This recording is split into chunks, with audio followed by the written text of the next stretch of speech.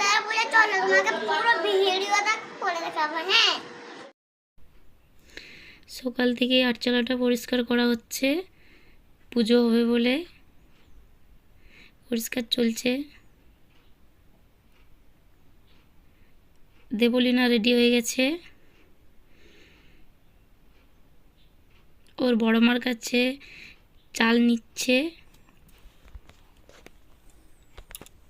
আমরা বেরিয়ে গেলাম চাল নিয়ে। আমাদের নিয়ম আছে চাল সবারই বাড়িতে নিয়ে নিয়ে ঠাকুর মন্দিরে দিতে হবে।